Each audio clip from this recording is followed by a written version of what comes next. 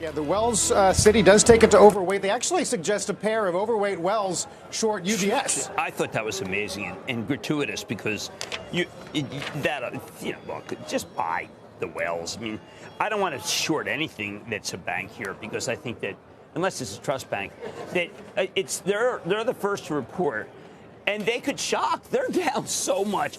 David, did you see J.P. Morgan of late? Yes, I have. I mean, come on.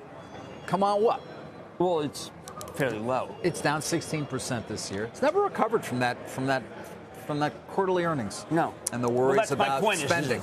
And, Goldman Sachs could have a very good quarter, but remember, there were no capital markets this quarter, and that's what I think. Remember you talked about how in the Discovery, I thought that was a really brilliant analogy. When everybody knows, it tends not to go down nearly as much.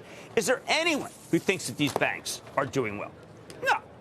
No. So it therefore is kind of intriguing to me to get into a group that is not unlike in 1990 to 1992 when Fed Chief Greenspan said, you know what, we got to recapitalize the banks. Let's raise the short-term rates. And then the numbers, Carl, were like incredible how much money they made. So look out.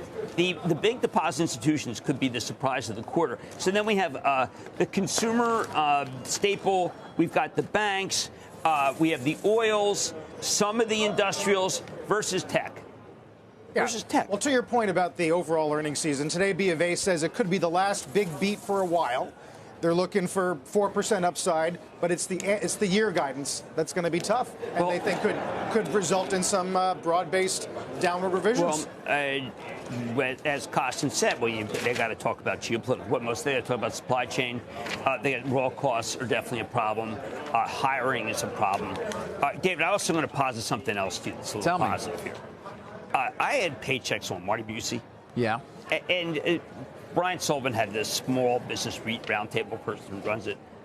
The number of businesses that are started, that people have left companies, maybe going to new states, and start new businesses. Nothing factored enough into what happened to people not being able to find employees. There's been a liberation because of this period. That a recognition that you don't have to be, you can break your shackles because you got a little extra money from the Fed. You can move to these cities. I mean, I was down in Florida. I can't tell you how many people I bumped into. I'd say half dozen executives who all said the same thing. What are you still doing in New York?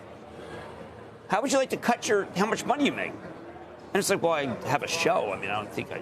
We'll be the last men standing, or sitting for that matter.